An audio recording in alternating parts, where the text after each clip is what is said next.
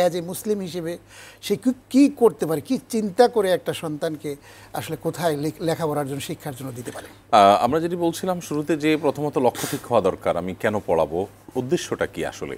বৈষয়িক উদ্দেশ্য শুধু অর্থকড়ি উপার্জন করা, অবস্থান হোল্ড করা, এটা আসলে একটা মানে মুসলমানের জীবন অন্তত লক্ষ্য হতে পারে না, চূড়ান্ত টার্গেট হতে পারে না।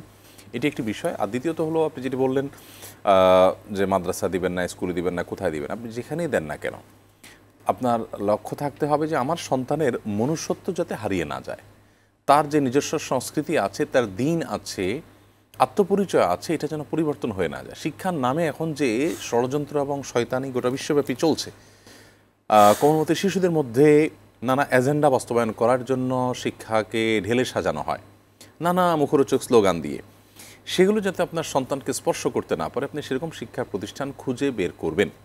পশ্চিমা পৃথিবীতে এখন হোম স্কুলিং অনেক পপুলার হয়ে উঠছে।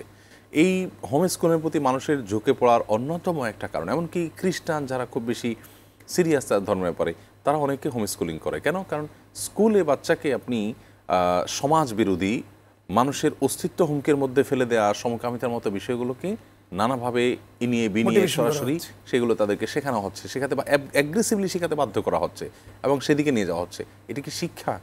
শিক্ষা যদি হয় সমকামিতা শেখানো, তাহলে কুশিক্ষা কি হবে?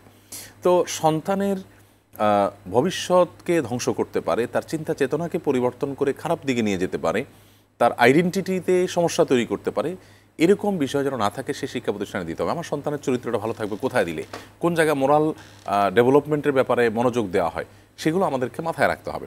ঠিক একইভাবে পড়াশোনা করবে সততার সাথে। ছেলে মেয়ে আজকাল দেখা যায় যে আমরা অনেক অভিভাবক বাচ্চাদেরকে স্কুলে বা মাদ্রাসায় দিয়ে চোখ বন্ধ করে বসে থাকি, মনে করি যে এখান থেকে ভালো কিছু হয়ে বের হয়ে আসবে।